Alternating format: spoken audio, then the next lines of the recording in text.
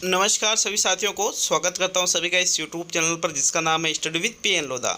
साथियों, बिल्कुल नए परीक्षा पैटर्न पर आधारित मनोविज्ञान के 30 प्रश्न लेकर आया हूं। भाग नंबर 83 है। 100 टेस्टों की ये जो सीरीज चल रही है, इसमें आज का पेपर नंबर 83 है।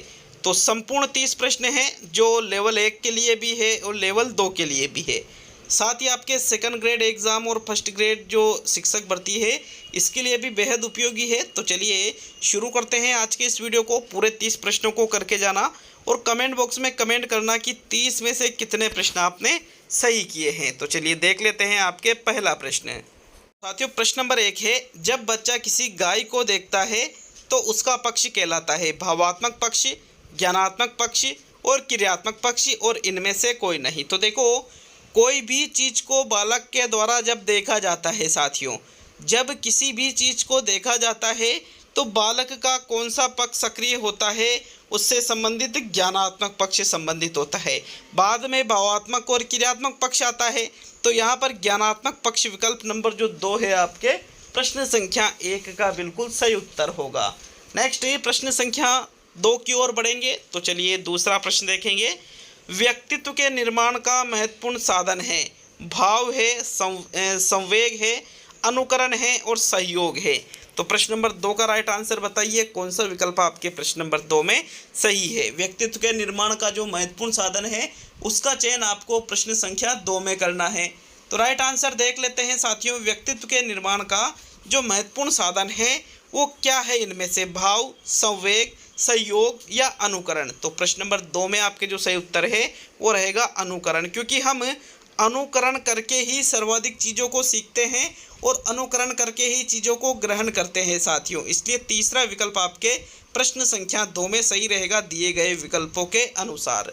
नेक्स्ट है प्रश्न नंबर 3 की ओर बढ़ेंगे। तो तीसरा प्रश्न है, संवेगात्मक विकास प्रभावित होता है संवेग और सामाजिक विकास से, मतलब संवेगात्मक और सामाजिक विकास से, वृद्धि से, मित्र मंडली के साथ संबंध से और इनमें से सभी से। तो साथियों, प्रश्न संख्या 3 में कौन सा विकल्प आपका सही है। संवेगात्मक विकास इनमें से किससे प्रभावित होगा। तीसरे प्रश्न में राइट आंसर बताइएगा। तो सही आंसर देख लेते हैं। देखिएगा, संवेगात्मक विकास वृद्धि से, मित्र मंडली के साथ संबंध से, संवेगात्मक और सामाजिक विकास से, इन तीनों ही चीज़ों से प्रभावित होगा साथियों। अतः आपके प्रश्न नंबर 3 में उपरोक्त सभी वाला जो चौथा विकल्प है, यही आपका तीसरे प्रश्न का सही उत्तर है। नेक्स्ट है प्रश्न नंबर 4 की ओर बढ़ेंगे। तो चौथा प्रश्न देखेंगे। बौद्धिक मॉडल का ढांचा जिसके द्वारा प्रतिपादित किया गया वह है, बर्ट है, बर्नन है, थ्रस्टन है और गिलफोर्ड है। साथियों, वेरी इंपॉर्टेंट क्वेश्चन है आज के टेस्ट का ये। बौद्धिक मॉडल का ढांचा यहाँ पर इनमें से किसके द्वारा प्रतिपादित किया गया है। तो चौथे प्रश्न का राइट आंसर देख लेते हैं। देखिएगा, प्रश्न नंबर 4 में आपके जो सही उत्तर है, बौद्धिक मॉडल का ढांचा इनमें से गिलफोर्ड ने प्रस्तुत किया है। किसने प्रस्तुत किया है? गिलफोर्ड ने। जो बुद्धि का संक्रिय उत्पाद का सिद्धांत है, उसी को बौद्धिक मॉडल का ढांचा कहा जाता है। अतः फोर्थ विकल्प आपके चौथे प्रश्न में सही रहेगा। नेक्स्ट है प्रश्न नंबर 5 की ओर बढ़ेंगे। तो पांचवा प्रश्न है, संवेगात्मक रूप से परिपक्व व्यक्ति सामाजिक रूप से होता है, परिपक्व होता है, असंवेगिक होता है, अपरिपक्व होता है या इनमें से सभी।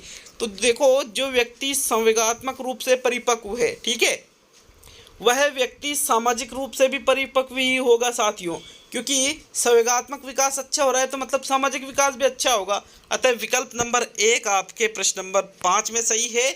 जो व्यक्ति संवेगात्मक रूप से परिपक्व है वह सामाजिक रूप से भी कैसा होगा? परिपक्व ही होगा।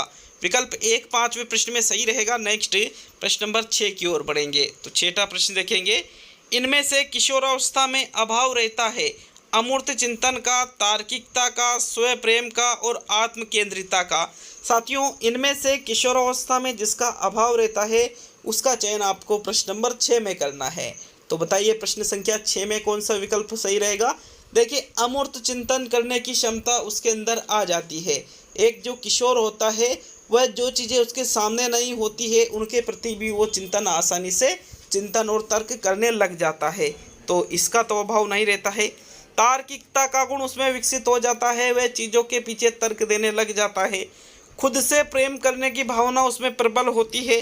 तो ये तीनों चीज़ें तो किशोरावस्था में पाई जाती है। लेकिन साथियों आत्म केंद्रिता ये शेषावस्था का गुण है। किस अवस्था का गुण है ये? शेषावस्था में पाया जाता है आत्म केंद्रिता, किशोर अवस्था में नहीं पाया जाता है। अतः विकल्प नंबर जो 4 है आपके प्रश्न संख्या 6 का बिल्कुल सही उत्तर है, आत्म केंद्रिता वाला। ठीक है, नेक्स्ट प्रश्न नंबर 7 की ओर बढ़ेंगे। किशोरावस्था में किसका भाव रहेगा? आत्म केंद्रिता का।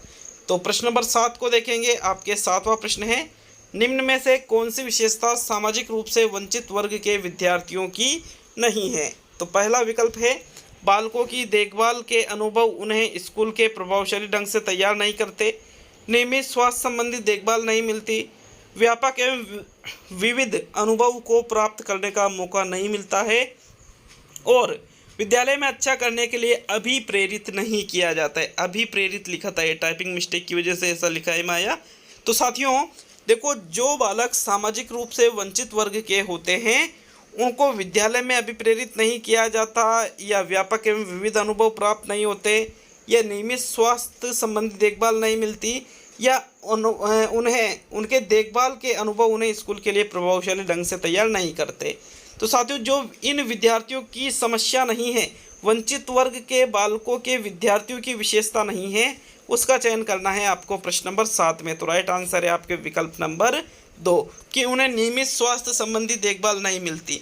तो भाई जो बालक सामाजिक रूप से वंचित वर्ग का है उनको देखभाल संबंधी स्वास्थ्य संबंधी सुविधा तो बढ़िया मिलती है, भले अन्य चीज़ें न मिले। दूसरा विकल्प इसलिए आपके प्रश्न नंबर 7 में सही है। चलिए नेक्स्ट प्रश्न नंबर 8 की ओर आएंगे। तो आपके 8वें प्रश्न को देख लेते हैं। साथियों प्रश्न नंबर 8 है आपके, अभिरुचि का अर्थ होता है वैयक्तिक योग्यताओं एवं विशेषताओं का योग, केवल अच्छी आदतों का समूह, अनुशासनहीन बने होने की जिद और मूल प्रवृत्तियों का आधिक्य। तो इनमें अभिरुचि का सही अर्थ किस विकल्प में दे रखा है? प्रश्न संख्या 8 में राइट आंसर बताइएगा। तो साथियों प्रश्न नंबर 8 में देखिएगा, केवल अच्छी आदतें ही अभिरुचि नहीं कहलाती है, बल्कि वैयक्तिक योग्यताओं एवं विशेषताओं का जो योग है उसको अभिरुचि के नाम से जाना जाता है। साथियों 8वें प्रश्न में आपके प्रथम विकल्प सही है। नेक्स्ट प्रश्न नंबर 9 की ओर बढ़ते हैं। तो चलिए 9वां प्रश्न देखेंगे। जेरोमेस ब्रूनर के बारे में असत्य कथन कौन सा है? तो पहला कथन है विकास की किसी भी अवस्था में कुछ भी सिखाया जा सकता है। दूसरा है विकास की 4 अवस्थाएं होती है। तीसरा है विकास एक आंतरिक अवस्था होती है, और चौथा है संरचनात्मक अधिगम की व्याख्या की है।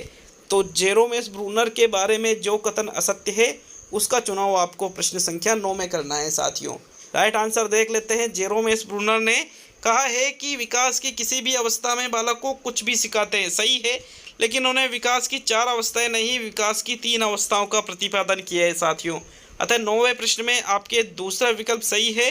नेक्स्ट प्रश्न संख्या 10 की ओर बढ़ेंगे। तो चलिए 10वां प्रश्न है, संरचित और मानकीकृत किसका प्रकार है? परिवर्तन का, साक्षात्कार का, व्यवहार का और मानववाद का। तो देखिए संरचित और मानकीकृत ये दोनों जो प्रकार है, बताइएगा ये दोनों किसके प्रकार है? प्रश्न संख्या 10 में जो राइट आंसर है साथियों, संरचित और मानकीकृत दोनों ही साक्षात्कार के प्रकार है। किसके प्रकार है? संरचित साक्षात्कार और मानकीकृत साक्षात्कार दोनों ही साक्षात्कार के प्रकार है ये। अतः 10वें प्रश्न में आपके दूसरा विकल्प सही है। चलिए नेक्स्ट प्रश्न नंबर 11 की ओर बढ़ेंगे। तो 11वां प्रश्न है, मनोस्नायु विकृति का लक्षण है, भय है, चिंता है, संघर्ष है और इनमें से सभी।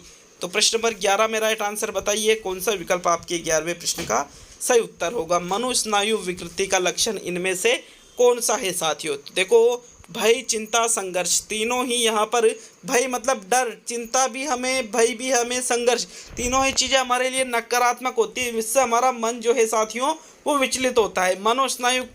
मनोस्नायु विकृति के अंतर्गत ये सारी चीज़ें आ जाती है जो हमारे लिए एक तरह से समस्या होती है। तो इनमें से सभी वाला जो चौथा विकल्प है आपके प्रश्न नंबर 11 में सही है। नेक्स्ट 12वें प्रश्न की ओर बढ़ेंगे। तो प्रश्न नंबर 12, कक्ष शिक्षण होना चाहिए, संवाद मूलक होना चाहिए, सरल होना चाहिए, एक तरफा होना चाहिए और तीव्र होना चाहिए।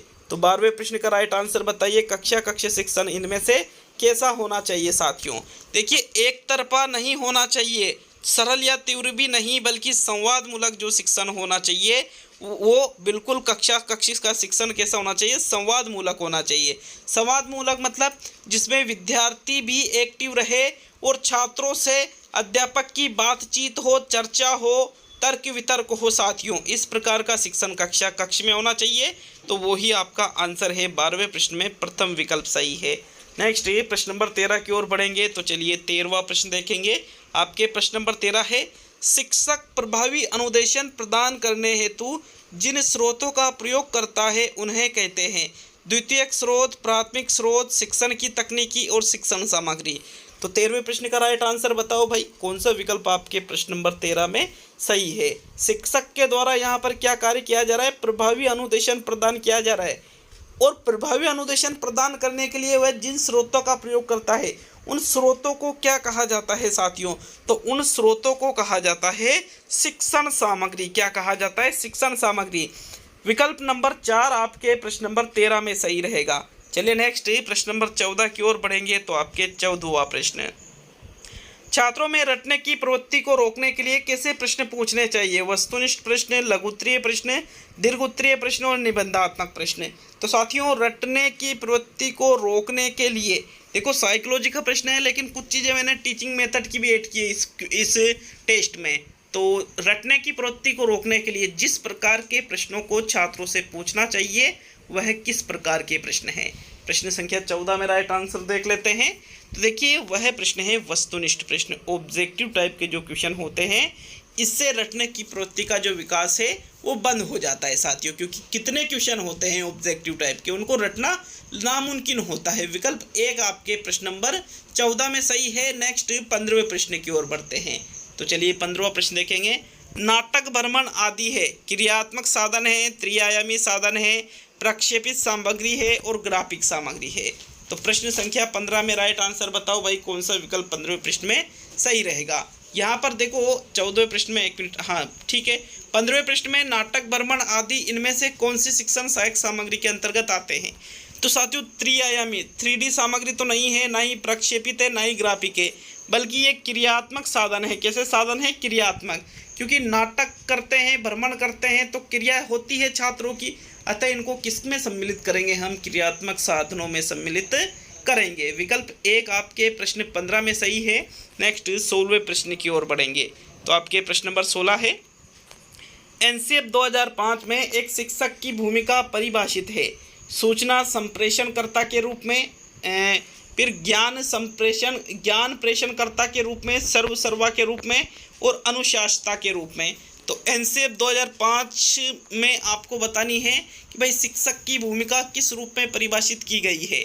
प्रश्न संख्या 16 का राइट आंसर बताइएगा, कौन सा विकल्प आपके 16वें प्रश्न में सही है। तो साथियों एनसीएफ 2005 की अगर हम बात करें तो इसमें एक शिक्षक की भूमिका किस रूप में होती है, सर्वा के रूप में तो बिल्कुल गलत है, अनुशासता भी नहीं बल्कि ज्ञान प्रेषणकर्ता के रूप में होती है। बालकों को ज्ञान प्रेषण का कार्य कौन करता है, शिक्षक करता है, ऐसा एनसीएफ 2005 कहता है। विकल्प 2 आपके प्रश्न नंबर 16 में सही है। नेक्स्ट 17वां प्रश्न देख लेते हैं। तो चलिए 17वां प्रश्न है, लिंग्वाफोन उदाहरण है श्रव्य सामग्री का, दृश्य श्रव्य सामग्री का, दृश्य सामग्री का और क्रिया सामग्री का। साथियों मैंने आपको बता रखा है इस प्रश्न को शिक्षण विधियों की टेस्ट सीरीज में कि लिंग्वाफोन मतलब वह साधन जिसमें सिर्फ सुनाई देता है, और जिसमें सिर्फ सुनाई देता है वह किस प्रकार की सामग्री होती है, श्रव्य सामग्री होती है। अतः 17वें प्रश्न में आपके प्रथम विकल्प सही रहेगा। नेक्स्ट प्रश्न नंबर 18 की ओर बढ़ेंगे। तो 18वां प्रश्न है आपके, प्रारंभिक शिक्षा में सम्मिलित है कक्षा 1 से 5 की शिक्षा, कक्षा 1 से 8 की शिक्षा, कक्षा 1 से 10 की शिक्षा और कक्षा 1 से 12 की शिक्षा। तो बताइए 18वें प्रश्न में आपके कौन सा विकल्प सही है। प्रारंभिक शिक्षा में किस स्तर तक की शिक्षा को सम्मिलित किया जाता है। साथियों प्रश्न नंबर 18 में जो राइट आंसर है, अगर आप कक्षा 1 से 5 पे गए हैं तो आपका आंसर गलत हो गया है, क्योंकि राइट आंसर है कक्षा 1 से लेकर के 8 तक की जो शिक्षा है ये प्रारंभिक शिक्षा कहलाती है। 8वीं बोर्ड का जो एग्ज़ाम होता है तो उसकी मार्कशीट पे लिखा होता है प्रारंभिक शिक्षा पूर्णता प्रमाण पत्र। साथियों 8वीं तक की, कक्षा 1 से 8वीं तक की शिक्षा प्रारंभिक शिक्षा कहलाती है। देखिए प्राथमिक शिक्षा यदि प्राथमिक शिक्षा पूछे तो वो कक्षा 1 से 5 तक की होती है, लेकिन प्रारंभिक शिक्षा होती है कक्षा 1 से लेकर के 8 तक की। उच्च प्राथमिक पूछे तो वो 8वीं तक होती है, और प्राथमिक 1 से 5 और प्रारंभिक कक्षा 1 से 8। तो ये चीज़ें आपको विशेष तौर पे याद रखना है। 18वें में दूसरा ही विकल्प आपके सही है। नेक्स्ट प्रश्न नंबर 19 की ओर बढ़ेंगे। तो 19वां प्रश्न, निम्न में से शिक्षण की प्रभुत्ववादी शिक्षण पद्धति है? पाठ प्रदर्शन, मस्तिष्क विप्लव, दल शिक्षण और सम्मेलन। तो जो प्रभुत्ववादी शिक्षण पद्धति है शिक्षण की, उसका चयन आपको प्रश्न संख्या 19 में करना है। साथियों 19वें प्रश्न में राइट आंसर बताइए। देखिए सम्मेलन, दल शिक्षण और मस्तिष्क विप्लव विधि तीनों ही प्रभुत्ववादी नहीं है बल्कि छात्र केंद्रित विधियां हैं, और जो पाठ प्रदर्शन है यह शिक्षण की प्रभुत्ववादी विधियों में आती है। विकल्प नंबर 1 आपके प्रश्न संख्या 19 में सही है साथियों। नेक्स्ट 20वें क्वेश्चन की ओर बढ़ेंगे तो आपके प्रश्न नंबर 20 है, सीखना समृद्ध हो जाता है यदि कक्षा में आवधिक परीक्षाओं पर अपेक्षित ध्यान दिया जाए, आंशिक दुनिया से उदाहरणों को कक्षा में लाया जाए जिससे विद्यार्थी एक दूसरे से अंतः क्रिया करे और शिक्षक उस प्रक्रिया को सुगम बनाए। तीसरा है कक्षा कक्ष में अधिक से अधिक शिक्षण सामग्री का प्रयोग किया जाए, और चौथा है शिक्षक विभिन्न प्रकार के व्याख्यान और स्पष्टीकरण का प्रयोग करे। तो बताइए इनमें से सीखना समृद्ध कब हो जाता है? कौन सा विकल्प आपके प्रश्न संख्या 20 का सही उत्तर होगा साथियों? तो प्रश्न नंबर 20 में राइट आंसर देख लेते हैं। देखिएगा 20वें प्रश्न में बेस्ट विकल्प कौन सा है आपके कि व्याख्यान और स्पष्टीकरण का प्रयोग करें तो सीखना समृद्ध हो जाता है? जी नहीं, चौथा विकल्प गलत है, तीसरा विकल्प गलत है। अधिक से अधिक शिक्षण सामग्री का प्रयोग किया जाए तो क्या सीखना समृद्ध हो जाएगा? जी नहीं, राइट आंसर है आपके आंशिक दुनिया से उदाहरणों को कक्षा में लाया जाए जिससे विद्यार्थी एक दूसरे से अंतः क्रिया करे और शिक्षक उस प्रक्रिया को सुगम बनाए तो सीखना समृद्ध हो सकता है साथियों। दूसरा विकल्प आपके प्रश्न नंबर 20 में सही है। चलिए नेक्स्ट प्रश्न नंबर 21 की ओर बढ़ेंगे। देखिएगा 21वें प्रश्न को देख लेते हैं। आपके प्रश्न नंबर 21 है, अधिगम निर्योग्यता वाले बालकों में प्रकरण संबंधी निम्न में से किस प्रकार की कमी पाई जाती है? पहला है संख्याओं संबंधी सूचनाओं को याद करने में समय एवं दिशा की कम समझ। दूसरा है अत्यधिक सक्रिय व्यवहार किया जाता है इनके द्वारा। तीसरा है मांसपेशियों पर कम नियंत्रण होता है, और चौथा है कम मानसिक सक्रियता। तो प्रश्न नंबर 21 में एक बार प्रश्न को समझने की कोशिश करिएगा साथियों, और फिर इसके सही उत्तर का चयन करिएगा। 21वें प्रश्न में आपके कौन सा विकल्प सही रहेगा? तो देखो अधिगम निर्योग्यता वाले जो बालक होते हैं इनमें प्रकरण संबंधी निम्न में से किस प्रकार की कमी पाई जाती है? तो 21 में जो राइट आंसर है साथियों, देखिएगा जो बालक अधिगम निर्योग्यताओं से ग्रस्त होते हैं ये संख्याओं संबंधी सूचनाओं को याद करने में समय एवं दिशा की कम समझ इनमें होती है साथियों। विकल्प नंबर 1 आपके 21 में सही है। नेक्स्ट प्रश्न नंबर 22 पे आएंगे। तो चलिए 22वां प्रश्न देख लेते हैं। एक शिक्षिका अपने विद्यार्थियों की अधिगम शैलियों को संतुष्ट करने के लिए वैविध्यपूर्ण कार्यों का प्रयोग करती है। वह रिक्त स्थान है जिसकी पूर्ति करनी है से प्रभावित है। तो कोहलबर्ग के नैतिक विकास के सिद्धांत से, हार्वर्ड गार्डनर के बहुबुद्धि सिद्धांत से, वाइगोत्स्की के सामाजिक सांस्कृतिक सिद्धांत से, और पियाजे के संज्ञानात्मक विकास के सिद्धांत से। तो प्रश्न नंबर 22 में राइट आंसर बताइए कौन सा विकल्प आपके 22वें प्रश्न का सही उत्तर है साथियों? तो सही उत्तर देख लेते हैं। देखिए शिक्षिका के द्वारा विद्यार्थियों की अधिगम शैलियों को संतुष्ट करने के लिए वैविध्यपूर्ण कार्यों का प्रयोग कर रही है, अलग अलग प्रकार के कार्यों का। तो साथियों अलग अलग प्रकार के कार्य अलग अलग बुद्धि को प्रभावित करते हैं, और अलग अलग बुद्धि किसने बताई है? हार्वर्ड गार्डनर ने बताई है। तो यह शिक्षिका हार्वर्ड गार्डनर का जो बहुबुद्धि का सिद्धांत है उससे प्रभावित है। विकल्प नंबर 2 आपके प्रश्न नंबर 22 में सही है।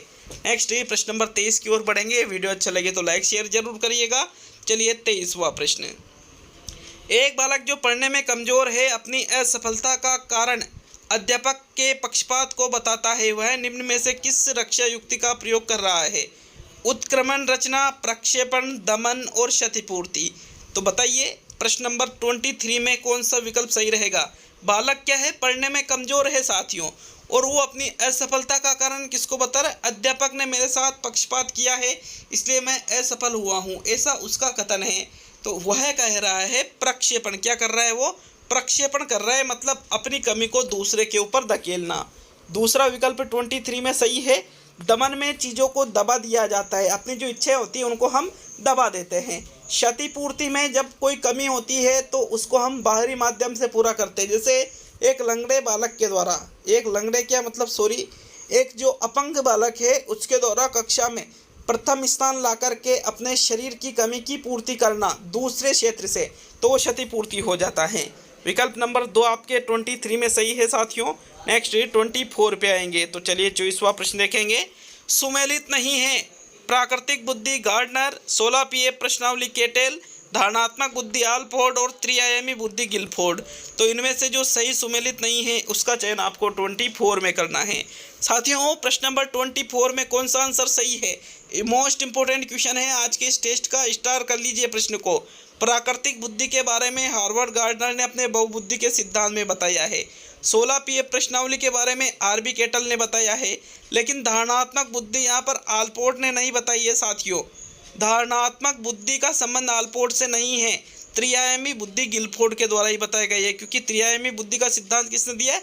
गिलफोर्ड ने। तो धारणात्मक जो बुद्धि है साथियों, ये जो त्रितंत्रीय सिद्धांत है उसमें बताई गई है। और त्रितंत्रीय सिद्धांत किसका है? हमें कमेंट बॉक्स में अपना ज्ञान जरूर बता करके जाइए। मैंने आपको कई बार बता रखा है बुद्धि का त्रितंत्रीय सिद्धांत। आल्पोर्ट ने तो शील गुण का सिद्धांत दिया है। तो विकल्प नंबर 3 आपके 24 में सही है। नेक्स्ट 25 पे आएंगे तो 25वां प्रश्न, व्यक्तिगत भिन्नताओं के आधार पर शिक्षा देने हेतु निम्न में से कौन सा विकल्प उपयुक्त है? बुद्धि के स्तर के आधार पर बालकों का कक्ष विभाजन, लिंग के आधार पर बालकों का कक्ष विभाजन, लिंग के आधार पर गृह कार्य में भिन्नता और बाल केंद्रित शिक्षण विधियों का प्रयोग करना।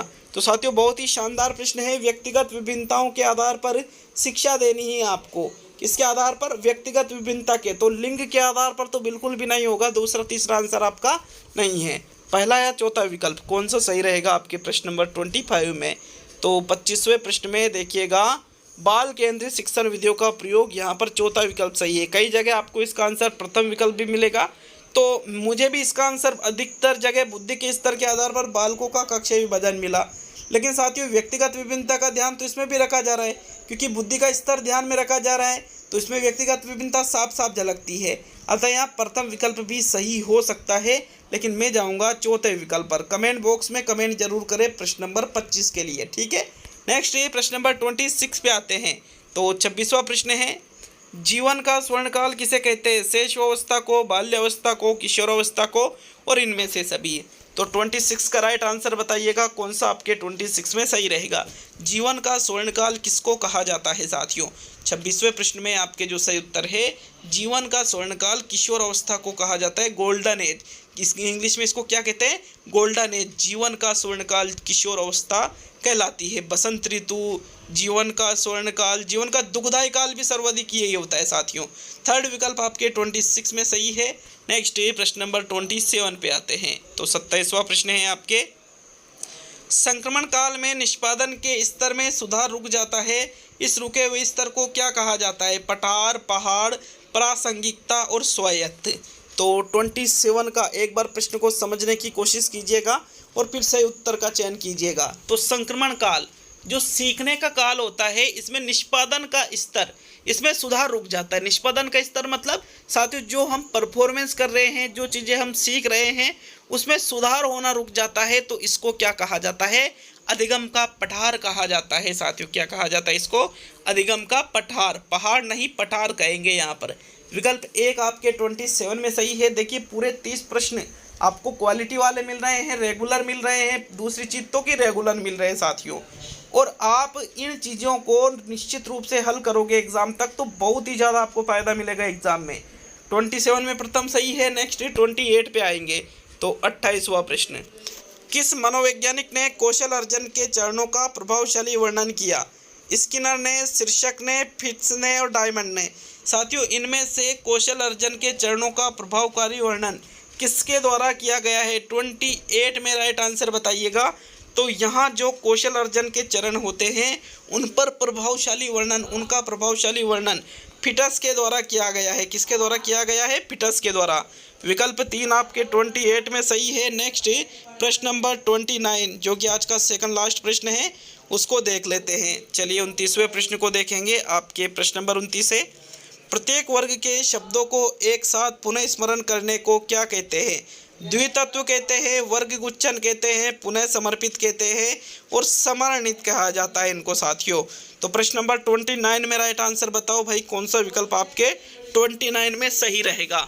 साथियों 29वें प्रश्न में सही उत्तर है आपके, देखिएगा यहाँ पर कह रहा है प्रत्येक वर्ग के शब्दों को एक साथ पुनः स्मरण करने को, तो इसको वर्ग गुच्छन के नाम से जाना जाता है। किस नाम से जाना जाता है? वर्ग गुच्छन के नाम से।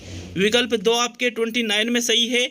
अब आज का अंतिम और 30वां प्रश्न देख लेते हैं। अंतिम और 30वां प्रश्न है, किसने अधिगम की विश्लेषणात्मक और संबंधात्मक शैलियों में विभेद किया? एंडरसन ने, बोसफील्ड ने, कटलर ने और क्लस्टर ने। 30वें प्रश्न का राइट आंसर बताओ साथियों, कौन सा विकल्प आपके 30वें प्रश्न में सही है? जिसके द्वारा विश्लेषणात्मक और संबंधात्मक शैलियों में विभेद किया गया है उसका नाम। तो प्रश्न संख्या 30 में राइट आंसर देखते हैं। देखिएगा यहाँ पर अधिगम की जो विश्लेषणात्मक और संबंधात्मक शैलियाँ हैं, इसमें विभेद करने का कार्य एंडरसन के द्वारा किया गया। किसके द्वारा किया गया? एंडरसन के द्वारा। तो 30वें प्रश्न में आपके प्रथम विकल्प बिल्कुल सही है। ये कंप्लीट हुआ आपके पेपर नंबर 83। अब आपके 17 टेस्ट आने और बाकी है, तो रेगुलर रहिएगा चैनल पर। मिलते हैं अगले वीडियो में। बहुत बहुत धन्यवाद वीडियो को पूरा देखने के लिए।